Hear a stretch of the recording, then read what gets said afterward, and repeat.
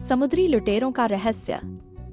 एक समय की बात है, समुद्र किनारे बसा हुआ एक छोटा सा गांव था जिसका नाम था मंगलपुर। इस गांव में लोग अपनी सादगी और शांति के लिए जाने जाते थे। यहाँ के लोग मछली पकड़ने और खेती से अपना गुजारा करते थे। परंतु एक रहस्यमय घटना ने गांव के जीवन में हलचल मचा दी। एक दिन गांव में एक अजीबोगरीब आदमी आया। उसका नाम था कैप्टन राघव। वह लंबी कदकाठी का, घनी मूंछों वाला और आंखों में चमक लिए हुए था। उसके पास एक पुराना नक्शा था जिसे वह हर किसी को दिखाता नहीं था। उसने गांव वालों से पूछा, क्या किसी ने इस गांव के पास किसी छिपे खजाने के बारे में सुना है? गांव के मुखिया, जो उम्र में बुजुर्ग थे, ने कहा, हमने अपने पुरखों से कहानियां सुनी हैं कि यहाँ कभी समुद्री लुटेरों का बसेरा हुआ करता था, लेकिन ये केवल कहानियां हैं। कैप्टन राघव मुस्कराया और बोला, कहानियां कभी कभी हकीकत बन जाती हैं। उसकी बातों में कुछ ऐसा था कि गांव वालों को शक हुआ, परंतु उन्होंने उसे कुछ नहीं कहा। राघव ने गांव में ही ठहरने का निर्णय लिया। उसने गांव के बच्चों से दोस्ती कर ली। उनमें से एक बच्चा था अर्जुन। अर्जुन बहुत ही होशियार और जिज्ञासु स्वभाव का था। उसने कैप्टन राघव से दोस्ती की और उससे खजाने के बारे में पूछा। कैप्टन राघव ने अर्जुन को नक्शा दिखाया और कहा, यह नक्शा मुझे मेरे दादाजी से मिला था। इसमें छिपे खजाने का रास्ता दिखाया गया है। क्या तुम मेरी मदद करोगे इसे खोजने में? अर्जुन ने खुशी खुशी हाँ कहा। अर्जुन और कैप्टन राघव ने मिलकर खजाने की खोज शुरू की। नक्शे के अनुसार उन्हें समुद्र के किनारे एक गुफा में जाना था। गुफा में एक दरवाजा था जिसके पीछे खजाना छुपा हुआ था, परंतु दरवाजे को खोलने के लिए एक खास चाबी की आवश्यकता थी जिसे केवल समुद्री लुटेरों का राजा ही जानता था। अर्जुन और कैप्टन राघव ने गांव के बुजुर्गों से पूछा कि क्या उन्हें किसी चाबी के बारे में जानकारी है।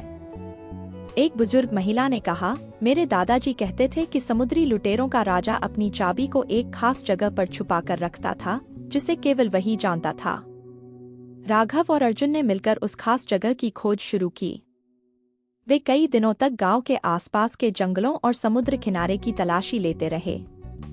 एक दिन अर्जुन को एक पुराना मछुआरा मिला जिसने कहा, मैंने अपने बचपन में एक रहस्यमय द्वीप देखा था जहां कोई जाने की हिम्मत नहीं करता था। शायद वहां कुछ छुपा हो। कैप्टन राघव और अर्जुन ने मिलकर उस द्वीप की यात्रा का निर्णय लिया।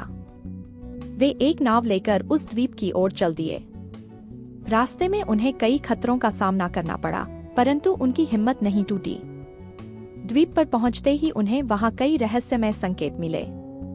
अर्जुन ने देखा कि एक पेड़ के नीचे कुछ खुदाई की गई थी। उन्होंने वहां खुदाई की और पाया कि वहां एक छोटा सा बक्सा छुपा हुआ था। बक्से में एक पुरानी चाबी थी।